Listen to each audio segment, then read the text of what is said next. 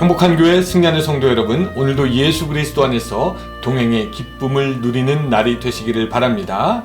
누구나 같이 하루에 한 장 성경 읽고 묵상하고 5분 메시지 같이 나누고 30분 각자의 처소에서 기도하는 경건의 시간 일요삼입니다. 하나님께서 우리에게 선물로 주신 이날 8월 14일 월요일 순서입니다. 자, 오늘은 사무엘상 14장을 읽고 묵상하는 날인데 6절부터 13절까지 같이 읽도록 하겠습니다.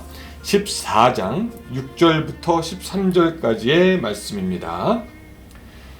요나단이 자기의 무기를 든 소년에게 이르되 우리가 이 할례 받지 않은 자들에게로 건너가자. 여호와께서 우리를 위하여 일하실까 하노라. 여호와의 구원은 사람이 많고 적음에 달리지 아니하였느니라. 무기를 든 자가 그에게 이르되 당신의 마음에 있는 대로 다 행하여 앞서 가소서. 내가 당신과 마음을 같이하여 따르리이다. 요나단이 이르되 보라, 우리가 그 사람들에게로 건너가서 그들에게 보이리니 그들이 만일 우리에게 이르기를 우리가 너희에게로 가기를 기다리라 하면 우리는 우리가 있는 곳에 가만히 서서 그들에게로 올라가지 말 것이요, 그들이 만일 말하기를 우리에게로 올라오라 하면 우리가 올라갈 것은 여호와께서 그들을 우리 손에 넘기셨음이니 이것이 우리에게 표징이 되리라 하고, 둘이 다 블레셋 사람들에게 보임에 블레셋 사람이 이르되 보라, 히브리 사람이 그들이 숨었던 구멍에서 나온다 하고, 그 부대 사람들이 요나단과 그의 무기를 든 자에게 이르되 우리에게로 올라오라, 너희에게 보여줄 것이 있느니라 한지라. 요나단이 자기의 무기를 든 자에게 이르되 나를 따라 올라오라, 여호와께서 그들을 이스라엘의 손에 넘기셨느니라 하고, 요나단이 손발로 기어 올라갔고 그 무기를 든 자도 따랐더라. 블레셋 사람들이 요나단 앞에서 엎드려지매 무기를 든 자가 따라가며 죽였더니. 아멘.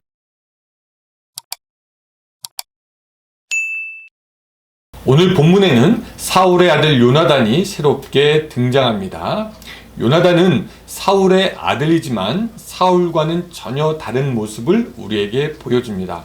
우리는 이제 앞으로도 요나단의 모습을 통해서 여러 가지를 배울 텐데, 이 요나단은요, 자기의 아비 사울이 인간의 손을 빌려 인간을 의지하려 하였다면 그는 하나님을 의지하여 행하는 모습을 우리에게 보여주고 있습니다. 사울은 처음에는 하나님을 믿고 의지하고 성령에 감동되는 그런 좋은 모습을 보여주었지만 지금부터는 그런 모습이 나오지 않습니다.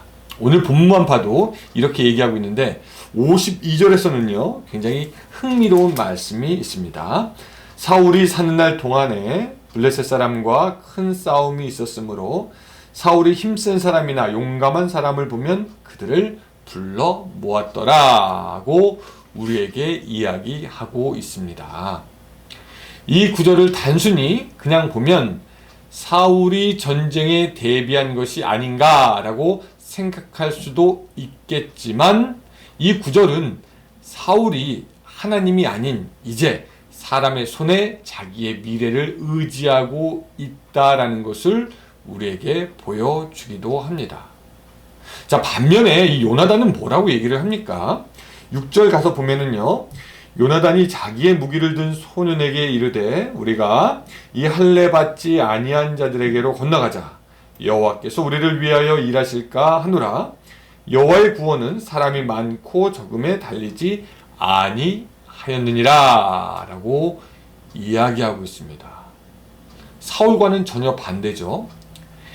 요나단에게는 하나님께서 구원하시기로 결정하면 아무리 어려운 상황에서도 사람이 없어도 길이 열리고 열매가 맺히고 바다가 갈라진다라는 그런 말씀이 되겠습니다.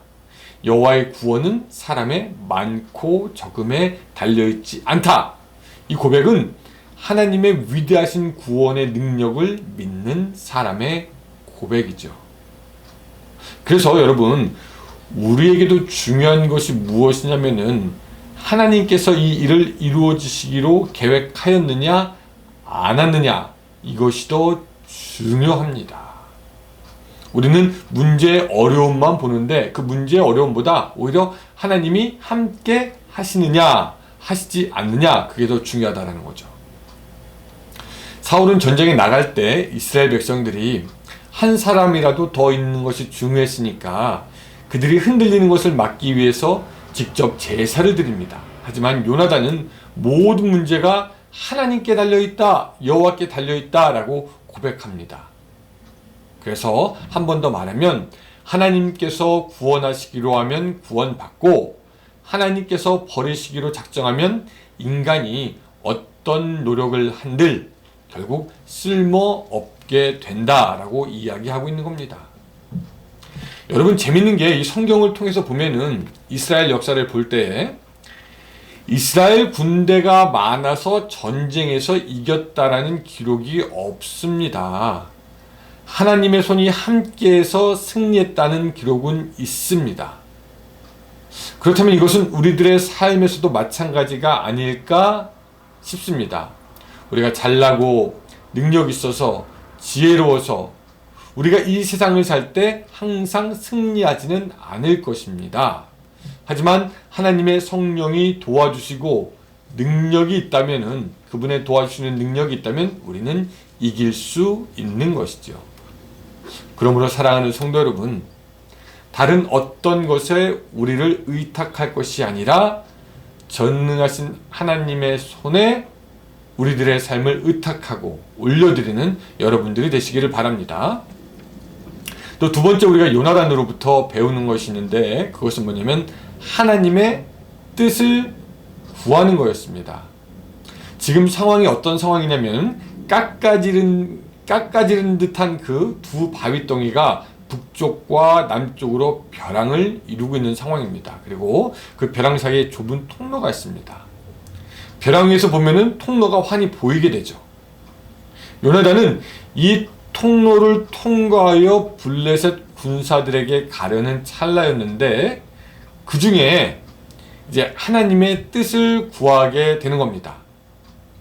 요나단과 그 무기를 든 자가 이 통로를 지나가는데 이 블레셋 사람들이 자기들을 보고 직접 내려와서 싸운다 하면은 이것은 싸우라는 하나님의 뜻이 아니고, 이 블레셋 사람들이 일로 올라와서 한판 붙자 하면은 이 전쟁은 하나님의 뜻이다는 걸로 우리가 생각하자라는 겁니다. 그렇게 해서 하나님의 뜻을 구해봅니다. 10절, 그들이 만일 말하기를 우리에게로 올라오라 하면 우리가 올라갈 것은 여호와께서 그들을 우리 손에 넘기셨음이니 이것이 우리에게 표징이 되리라 하고, 이것은 마치 기드온과 같은 방법으로 하나님의 뜻을 구하는 것과 같다라고 우리가 볼 수가 있겠습니다.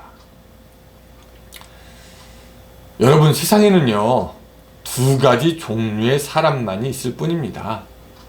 하나님의 뜻을 알기를 원하여서 하나님의 뜻을 구하는 사람, 하나님이 기뻐하시는 일이 무엇인가 고민하는 사람이 있는가 하면, 다른 종류는 하나님의 뜻을 구하기보다 자기의 생각 아니면 다른 사람들의 말에 귀를 기울이는 그런 귀가 얇은 사람이 있습니다.